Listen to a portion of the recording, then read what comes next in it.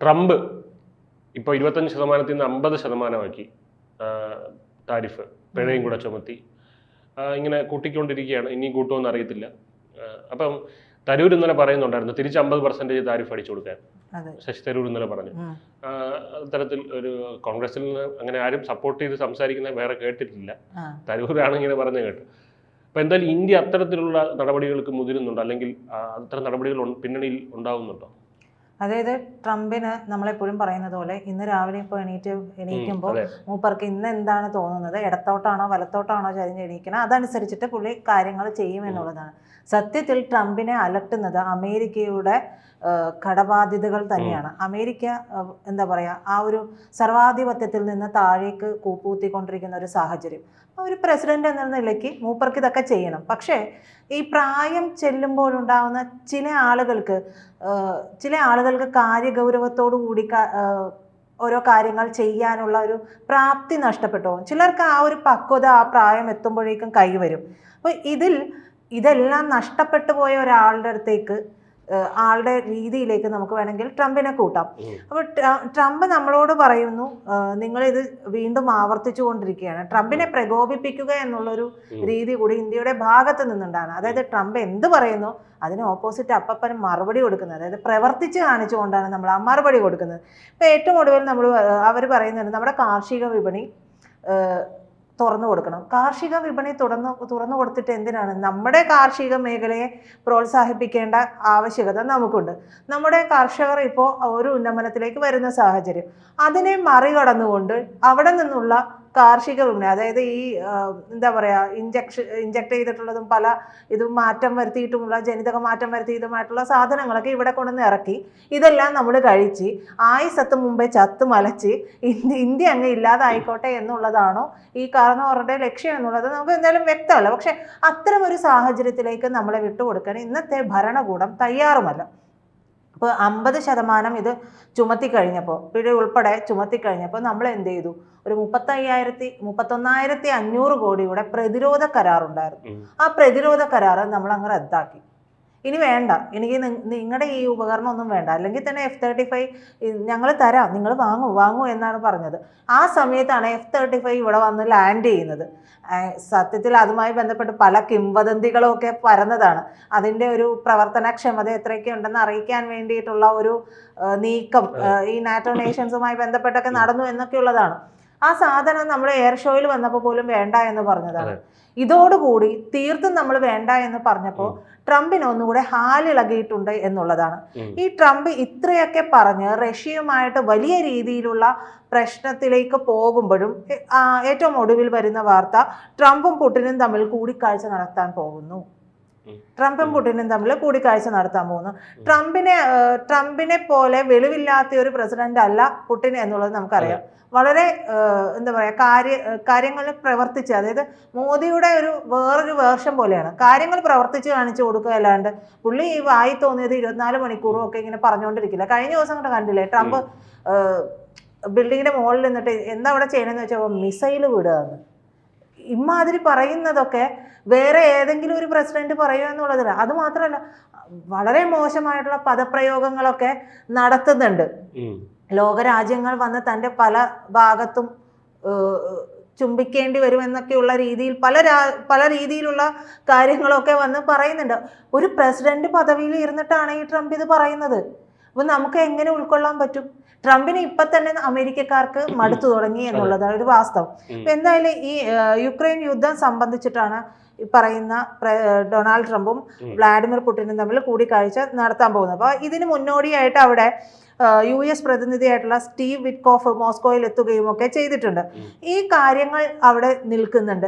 ഈ കാര്യങ്ങൾ നിൽക്കുമ്പോൾ തന്നെ നമുക്കറിയാം പുടിൻ അത് വിട്ടുകൊടുക്കാനുള്ള സാധ്യത വളരെ കുറവാണ്. അവർക്ക് ട്രംപ് പറയുന്ന പോലെ വളരെ സാമ്പത്തികമായിട്ടൊരു തകർച്ചയിലുണ്ട് എന്നുള്ളത് ട്രംപ് മനസ്സിലാക്കുന്നുണ്ട്. ഈ ഒരു അവസരം മുതലെടുത്തുകൊണ്ടാണ് ട്രംപ് ഈ ഒരു എന്താ പറയുക ചർച്ചയ്ക്ക് പോകാൻ ഒരുങ്ങുന്നത്. പക്ഷെ അവിടെ ഇന്ത്യ എപ്പോഴും റഷ്യക്കൊപ്പം നിൽക്കുന്ന ഒരു സാഹചര്യമാണ്.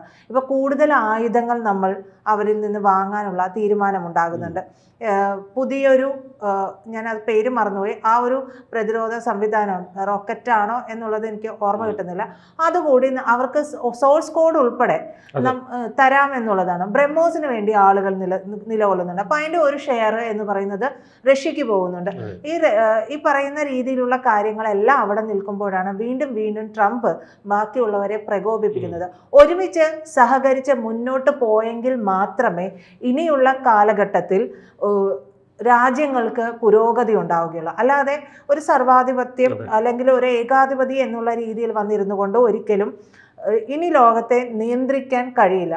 ഈ ഡിവൈഡ് ആൻഡ് റൂളൊക്കെ പലതവണ പല രീതിയിൽ ഇവർ പയറ്റ് നോക്കിയിട്ടുള്ളതാണ്. അപ്പോൾ അതൊന്നും ഇനി നടക്കാനും പോകുന്നില്ല. മാത്രമല്ല ബ്രിക്സ് കാര്യങ്ങൾ നിയന്ത്രിക്കുന്ന രീതിയിലേക്ക് വരും. സ്വാഭാവികമായും ഇന്ത്യ മുന്നിൽ തന്നെയുണ്ട്. ഇന്ത്യ മുന്നിൽ നിന്നതുകൊണ്ടാണ് ബ്രസീലിയൻ പ്രസിഡന്റ് പോലും ട്രംപിനെതിരെ മറുപടി പറഞ്ഞത്. മാത്രമല്ല ഇന്ത്യ അനുകൂലിക്കാനായിട്ട് റഷ്യ ഉണ്ടാകും. അപ്പോൾ റഷ്യ ഉണ്ടാകും, അതിൻ്റെ കൂടെ തന്നെ ചൈന വരുന്നുണ്ട്. അപ്പോൾ ഈ ഈ പറയുന്ന ഈ ഒരു സഖ്യമുണ്ടല്ലോ, ആ സഖ്യം വളരെ ശക്തിമത്തായ ഒരു സഖ്യമാണ്. പരസ്പരം ധാരണകളിൽ ഊന്നിക്കൊണ്ടാണ്, അല്ലാതെ ഒരാളെ അടച്ചാക്ഷേപിച്ചുകൊണ്ട് ഒരാളെ ഭരിക്കുന്ന രീതിയിലല്ല. ഒരു സഖ്യത്തിലായിക്കൊണ്ട് ഈ പറയുന്ന സർവാധിപത്യത്തെ എങ്ങനെ തകർക്കാം എന്നുള്ളതാണ്. ഇതിന്റെ ഭാഗമായിട്ട് തന്നെയാണ് ഡോളർ കൂപ്പുകുത്താൻ തുടങ്ങുന്നുണ്ട്. ഡോളറിനെതിരെ വേറൊരു ഇത് വരാൻ സാധ്യതയുണ്ട്. അപ്പോൾ ചൈനയും ഇന്ത്യയും ഒന്നിക്കേണ്ട സമയം കഴിഞ്ഞുവെന്ന് ചൈനയുടെ പ്രതിനിധികളെല്ലാവരും തന്നെ പറയുന്നുണ്ട്. ഇനി ചൈനയിലേക്ക് മോദി പോകുന്ന ഒരു സാഹചര്യമുണ്ട്. മോദി പോകുന്നത് വെറുതെ ആയിരിക്കില്ല. നമുക്കറിയാം മോദി വിദേശയാത്ര നടത്തിയിട്ടുണ്ടെങ്കിൽ അതുകൊണ്ട് രാജ്യത്തിന് ഗുണമേ ഉണ്ടായില്ല. ഇവിടെയാണ് ഒരു കാര്യം പറയുന്നത്. അതായത് ഇപ്പോൾ ഈ പ്രതിപക്ഷത്തിന്റെ ഒരു ആരോപണമുണ്ട്, അതായത് US-ഉമായിട്ടുള്ള നയതന്ത്ര പരാജയമാണ് ഇതിന് കാരണം എന്നുള്ളത്. അത് അങ്ങനെ നമ്മൾ വിശദീകരിച്ച് നോക്കുകയാണെന്നുണ്ടെങ്കിൽ ഇവിടെ ഇതിന് കാരണമായിരിക്കുന്നത് അമേരിക്കയെ ചൊടിപ്പിക്കാൻ പല പല കാരണങ്ങളുണ്ടായിരിക്കാം. പക്ഷെ നമ്മളിപ്പോൾ ഈ ഒരു വിഷയത്തിൽ തന്നെ എന്താണ് അവർ പല ഘട്ടത്തിലുള്ള ചർച്ചകൾ നടന്നു. അവർ മാർക്കോ റൂബിയോ കഴിഞ്ഞ ദിവസം റേഡിയോയിൽ സംസാരിച്ചിരുന്നു. അവരുടെ വിദേശകാര്യമന്ത്രി ആയിട്ടുള്ള സ്റ്റേറ്റ് സെക്രട്ടറി ആയിട്ടുള്ള മാർക്കോ റൂബിയോ പറഞ്ഞത് അവരോട് പല ഘട്ടത്തിൽ ചർച്ചയ്ക്ക് ഇരുന്നു. എന്നിട്ട് നമ്മൾ ഫ്രസ്ട്രേറ്റഡ് ആയിട്ടാണ് ഇവരിപ്പോൾ ഫ്രസ്ട്രേറ്റഡ് ആവാനുള്ള കാരണം അവർ പറഞ്ഞത് അവരുടെ ഈ ജനിത ഘടനയിൽ മാറ്റം വരുത്തിയ ഉൽപ്പന്നങ്ങൾ, അതായത് ഈ അഗ്രികൾച്ചറൽ പ്രോഡക്ട്സ് ആണ് മിക്കതും, ഈ പറയുന്ന ക്ഷീര ഉൽപ്പന്നങ്ങൾ, അത് അവിടെ വാങ്ങിക്കാൻ ഒരു അപ്പർ മിഡിൽ ക്ലാസ് ഉണ്ട്. ഇവരത് വാങ്ങിക്കും. ശരിയാണ്, ഇവിടെ കൊണ്ടുവന്നാൽ അമേരിക്കൻ പാലെന്ന് പറഞ്ഞാൽ അത് വാങ്ങിക്കുന്ന ഒരു വലിയ സമൂഹം തന്നെ ഇവിടെ ഉണ്ട്. അപ്പോൾ അവിടെ ഇന്ത്യയിൽ അത്തരത്തിൽ പർച്ചേസിങ് കേപ്പബിലിറ്റി ഉള്ള രാജ്യമാണ്. അവരുടെ വിപണി നമുക്ക് തുറന്നു തരുന്നില്ല, അതായത് അവർ പറയുന്നത്. അപ്പം ഇന്ത്യ അത് എന്തുകൊണ്ടാണ് ചെയ്യാത്തതെന്ന് പറഞ്ഞാൽ ഈ പറഞ്ഞ പോലെ ഈ തദ്ദേശീയരായിട്ടുള്ള ബിസിനസ്, അതായത് നമ്മുടെ ഈ പറയുന്ന അഗ്രികൾച്ചർ പ്രോഡക്ട്സ് നമ്മുടെ തദ്ദേശീയരായിട്ടുള്ള വലിയൊരു ആഭ്യന്തര വിപണിയാണ് ഉള്ളത്. അപ്പോൾ അതിനെ പ്രൊട്ടക്ട് ചെയ്യുക എന്നുള്ളത് അത് കച്ചവടപരമായിട്ട് വിപണിപരമായിട്ട് ശരിയാണോ തെറ്റാതെ ഓപ്പൺ കോമ്പറ്റീഷന് തുറന്നു കൊടുക്കുക എന്നുള്ളതാണ്. അത് വരുമ്പോൾ ആ കോമ്പറ്റീഷനെ സർവൈവ് ചെയ്യാൻ അതിന് പറ്റണം. അത്രയും വാല്യൂ അതിനുണ്ടെന്നുണ്ടെങ്കിൽ അങ്ങനെയാണ് അത് ശരിക്കും ചെയ്യേണ്ടത്. അതിന് ശരി അതാണ്. പക്ഷെ അതവിടെ നിൽക്കട്ടെ. കാലാകാലങ്ങളുള്ള എല്ലാ ഇന്ത്യൻ സർക്കാരുകളിലും ചെയ്തിട്ടുള്ളത് തദ്ദേശീയമായിട്ടുള്ള ഇത്തരത്തിലുള്ള ഇപ്പോൾ നമ്മൾ കേരളത്തിൽ റബ്ബർ എന്ന് പറയുന്ന പോലെ അത്തരത്തിലുള്ള ഈ ബിസിനസ്സുകളെ പ്രൊട്ടക്ട് ചെയ്യാനാണ് ശ്രമിച്ചിട്ടുള്ളത്. അത് ഇതുപോലെ സബ്സിഡികൾ കൊടുത്തും ഈ പറയുന്ന പോലെ ഇങ്ങനെ ബ്ലോക്ക് ചെയ്തും വിദേശത്തു നിന്നുള്ള ബിസിനസ്സുകളെ ബ്ലോക്ക് ചെയ്തും ഇങ്ങനെയൊക്കെ. അപ്പോൾ അവർ അങ്ങനെ ഈ ഒരു നയം തന്നെയാണ് കോൺഗ്രസ് സർക്കാരും മുമ്പ് സ്വീകരിച്ചിട്ടുണ്ടായിരുന്നത്. ഇപ്പോൾ BJPയും. അപ്പോൾ ഇവിടെ ഇന്ത്യൻ സർക്കാരിൻ്റെ ഒരു നിലപാട് ഒരു ഗതികേടെന്ന് വേണമെങ്കിലും പറയാം.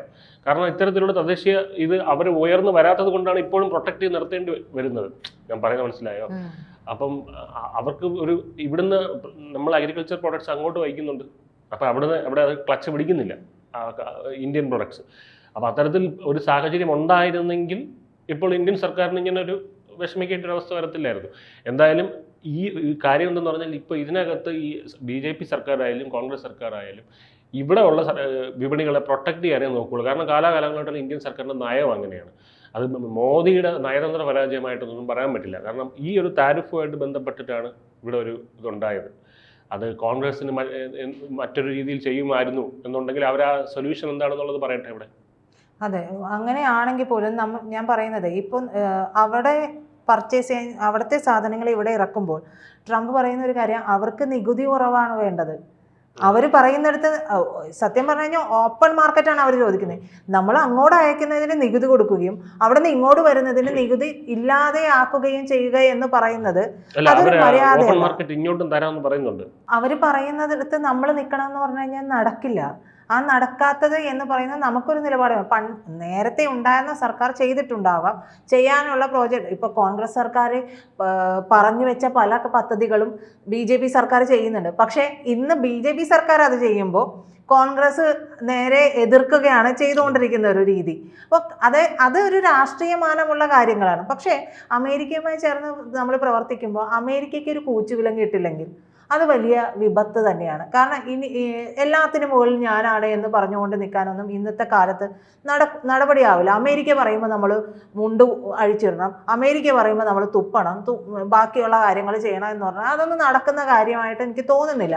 പക്ഷേ ഇതിൽ നല്ല രീതിയിലുള്ള ഒരു ചർച്ചയായിട്ട് മുന്നോട്ട് പോവുകയാണെങ്കിൽ രണ്ട് കൂട്ടർക്കും ഗുണമുണ്ടാകുന്ന ഒരു കാര്യത്തിലേക്ക് നമുക്ക് പോകാൻ പറ്റും. മാത്രമല്ല അമേരിക്കയെ സംബന്ധിച്ച് 146 കോടി ജനങ്ങളാണ്.